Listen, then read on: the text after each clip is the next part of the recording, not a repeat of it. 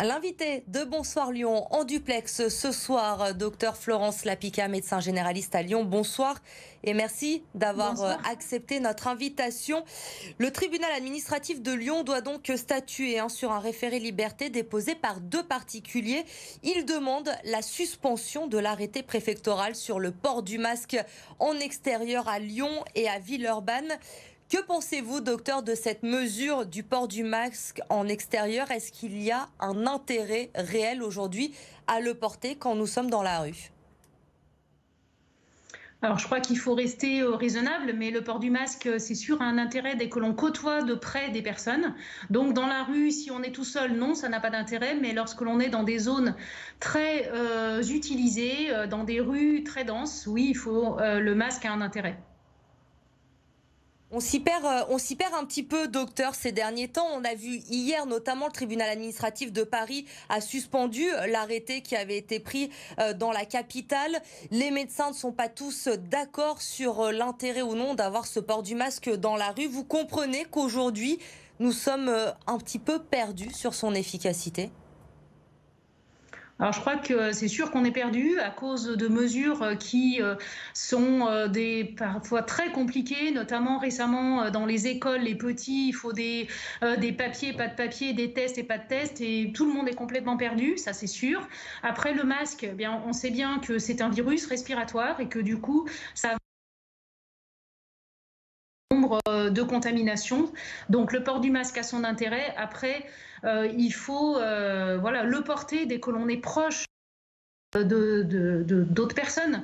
Et je crois qu'il faut rester raisonnable dans ces choses-là. Après, intérieur, extérieur, c'est toujours la même chose. Lorsque l'on est tout seul, ça n'a pas d'intérêt. Lorsqu'on est avec d'autres, lorsqu'on est proche, il faut porter un masque. Alors, il y a aussi en ce moment le débat sur les masques FFP2, avec notamment la contagiosité, on le sait, importante du variant Omicron. Vous le recommandez dans quelles circonstances? Je crois qu'il faut le porter dès qu'il y a un doute sur une contamination d'un proche et lorsque on est amené à aller voir des gens fragiles et que et que l'on a un doute sur, sur le variant, notamment voilà, chez les personnes que l'on va voir. Nous, Est-ce soignants ou médecins, effectivement, on met des masques FFP2 lorsque l'on fait des tests, lorsque l'on a un doute sur un test positif chez le patient. est-ce que vous ressentez aujourd'hui chez vos patients un peu de lassitude face à cette pandémie qui dure, ces mesures, ces restrictions que nous vivons quotidiennement aujourd'hui? Oui, il y a beaucoup de lassitude, beaucoup de lassitude. Alors récemment, à cause de tout ce qu'il fallait faire, notamment pour les enfants, c'était vraiment, je crois, très très pesant pour les familles qui devaient quitter leur travail, aller faire des tests et aller récupérer les enfants à l'école. Enfin, je veux dire, ça a mis tout le monde dans des situations qui étaient vraiment très très très compliquées. Et en ce moment, on le sait, les contaminations n'ont jamais été aussi importantes dans notre département, dans la métropole de Lyon. Comment ça se passe, votre quotidien, docteur, aujourd'hui dans votre cabinet, entre les cas de Covid, les virus saisonniers, la vaccination? J'imagine que vous êtes débordé, que les journées sont très longues. C'est ça, je crois qu'on est tous débordés, ça c'est sûr, avec tout ce qui se passe à côté, hein, parce que le reste, la cancéro et tout le reste, et les patients diabétiques, etc., continuent aussi à venir. Et il faut aussi penser à eux, parce que je crois il y a aussi beaucoup, beaucoup d'autres pathologies qui ont besoin d'être prises en charge. Et ça, c'est vraiment très important. Mais actuellement, on est assaillis de coups de téléphone et de gens qui viennent parce qu'ils ne savent pas quoi faire. Leur employeur leur demande des certificats, des attestations, des ceci, des cela.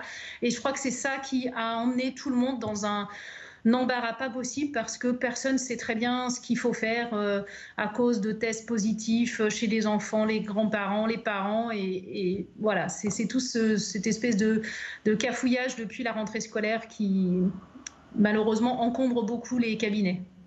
Et vous avez le sentiment, du coup, aujourd'hui, de traiter essentiellement, justement, ces problématiques-là, ces problèmes liés au Covid, et d'avoir moins de temps pour les autres patients?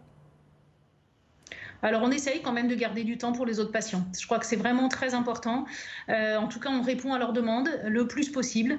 Après, on a effectivement des créneaux de vaccination ou bien sûr des réponses aux patients qui sont malades et qui nécessitent des tests Covid ou qui voilà, nécessitent des prises en charge aussi un peu particulières parce que atteints du Covid, mais aussi atteints d'autres comorbidités. Donc, c'est cela qui nous préoccupe le plus. Vous évoquez la vaccination à l'instant, justement, face à ce nombre de patients qui affluent dans vos cabinets. Vous avez encore le temps de dégager des créneaux pour vacciner vos patients? Alors, on essaye d'en dégager un petit peu les samedis matins ou entre midi et deux ou voilà, ou les matins ou les soirs. Là, je suis en cabinet de groupe et donc on arrive à s'organiser, à faire chacun des roulements pour pouvoir vacciner voilà, au moins nos patients et puis les patients du quartier. La vaccination qui avance bien avec un taux de vaccination assez important dans le département du Rhône. Est-ce que vous avez encore tout de même des patients qui hésitent, qui vous posent des questions, qu'il faut rassurer sur cette vaccination? Oui, on en a encore. On fait encore des premières doses de vaccination au milieu de ceux qui en sont à leur troisième, à leur dose de rappel. Mais je crois que c'est aussi ça notre rôle, c'est de continuer à discuter avec eux pour, voilà, pour apprécier avec eux l'intérêt de la vaccination. Et je pense que c'est comme ça qu'on arrive à effectivement à un taux très important. C'est grâce justement à tous ces entretiens qu'on peut avoir au fil des consultations et des gens qui nous demandent au fil des consultations d'être vaccinés. Alors les primo-vaccinés qui sont importants en ce moment, évidemment, puisqu'il y a ce projet de loi sur le pass vaccinal. Votre avis sur ce pass vaccinal, docteur, vous y êtes favorable? Il faut passer par là pour convaincre les derniers réticents à cette vaccination?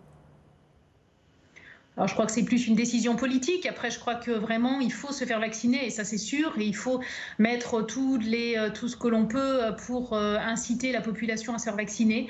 Ça, je crois que c'est important. Après, bon, voilà, il faut entendre et il faut accompagner, en tout cas, les plus réticents. Merci, docteur Lapika, d'avoir pris le temps de répondre à nos questions ce soir sur BFM Lyon. Merci à vous.